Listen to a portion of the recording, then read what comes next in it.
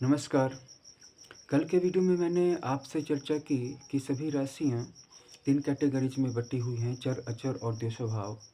इनमें जो सबसे पहली कैटेगरी है जिसमें कि मेष और इसके बाद कर्क इत्यादि जैसी राशियाँ पड़ती हैं, ये काम करती हैं, काम की परफेक्शन की परवाह नहीं करती हैं, काम कितना प्रिसाइज़ हो रहा है, परफेक्ट हो रहा है कि नहीं, ब्यूटीफुल दिख रहा है कि नहीं। नहीं, सुबह होता है, काम में लग जाती हैं, रात होता है, फिर ये सोने चली जाती हैं। इसके बाद जो दूसरी राशियाँ हैं, जो पृथ्वी तत्व की राशियाँ हैं, जैसे वृष, कन्या, मकर, तो ये और ज़्यादा मेहनती हैं। दिन में भी काम करती हैं और रात में भी काम करती हैं। ज़्यादा वर्कोहॉलिक लोग इसी कैटेगरी में होते हैं। इसके बाद फिर आती है द्विस्वभाव राशियाँ, मिथुन है, कन्या है, धनु है, मीन है। तो इनके अंदर 2 चीज़ें ज़्यादा होती हैं। एक ओवर थिंकिंग, किसी भी काम को जब तक वो परफेक्ट नहीं होगा, तब तक करने से क्या फ़ायदा? और लोग क्या कहेंगे? अगर मैं अच्छा नहीं दिखा तो लोग क्या कहेंगे? अगर मेरा काम अच्छा नहीं हुआ तो लोग क्या कहेंगे? जो आर्टिकल मैंने लिखा, जो असाइनमेंट मैंने पूरा किया, जो बुक मैंने लिखी, तो अगर इसमें बातें अच्छी तरह से इनकी स्क्रिप्ट की राइटिंग नहीं तैयार की गई, तो लोग क्या कहेंगे? तो पहले तो उनको ही अच्छा नहीं लगता है। लेकिन सफलता पाने के लिए आपको सबसे पहले इस बात का ध्यान रखना है द्विस्वभाव राशियों के लिए कि आप अभी तुरंत किसी भी काम को कीजिए, चाहे वो परफेक्ट होता हो या इम्परफेक्ट होता हो। परफेक्शन और इम्परफेक्शन की कोई लिमिट नहीं है। परफेक्ट से परफेक्ट आदमी का भी परफेक्ट से परफेक्ट काम भी जो होता है वो दुनिया में हज़ारों लाखों आलोचकों को अट्रैक्ट करता है। लोग कहते हैं इन्होंने ये काम तो अच्छा किया, मोदी जी ने ये काम तो अच्छा किया, लेकिन इस काम को इस तरीके से भी किया जा सकता था। तो जब उनकी आलोचना करने वालों की भी कमी नहीं है, तो आप फिर परफेक्ट और इम्परफेक्ट के झमेले में क्यों पड़े हैं?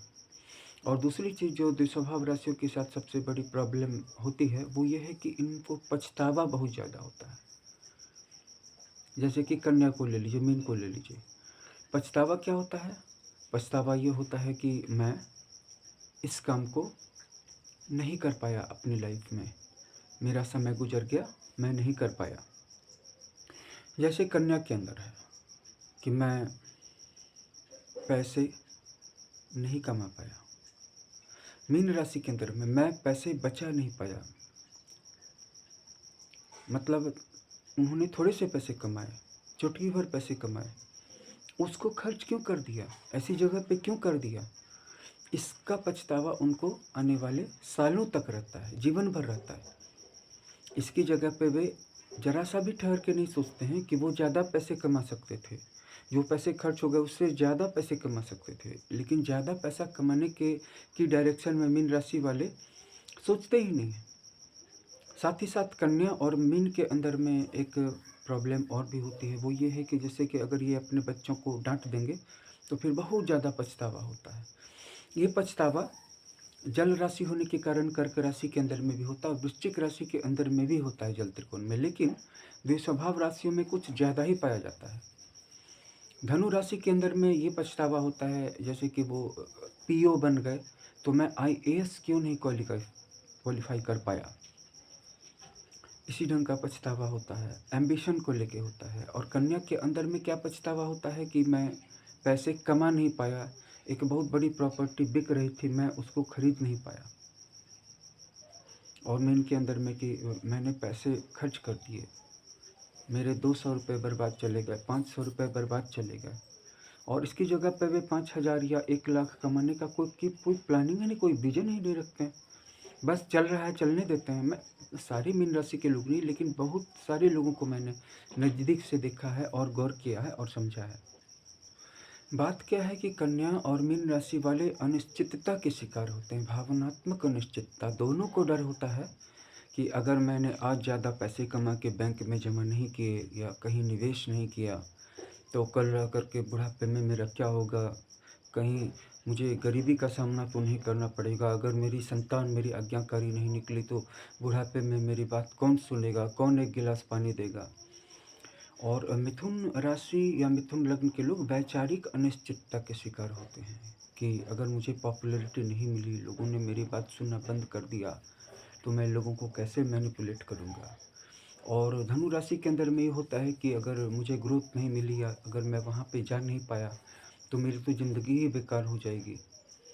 और साथ ही साथ कुछ इमोशनल इश्यूज़ भी होते हैं। देखिए, हर एक इमोशनल इश्यूज़ हर एक राशि के साथ तो होता ही है। किसी को पछतावा होता है और किसी के अंदर में सबसे बड़ी जो पछतावे की भावना होती है वो प्रेम को न पा पाना। अर्थात बहुत दिनों तक पछतावा रह जाता है कि मेरा विवाह उससे नहीं हो पाया जिसको मैं चाहता था या जिसको मैं चाहती थी। तो ये पछतावा दुस्वभाव राशियों में प्रायः पकड़ लेता है। और एक और पछतावा होता है ये कि मैं उतना भला नहीं रहा।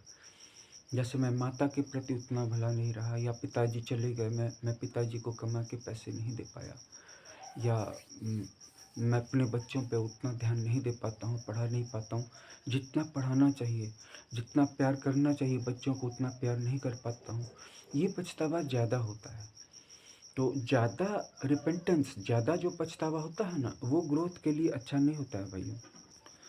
तो जो भी प्रीचिंग थी, जो भी एडवाइसेस थे, वो ज़्यादातर द्विस्वभाव राशियों के लिए ही थे, क्योंकि चर राशियाँ तो काम करती हैं और अचर राशियाँ और ज़्यादा मेहनत करती हों। तो जो भी सँभलना है द्विस्वभाव राशियों को ही आप अपनी-अपनी कमियों को एनालाइज़ कर लीजिए, इंट्रोस्पेक्शन कर लीजिए, अपने आप को देख लीजिए और उसको ठीक कर लीजिए।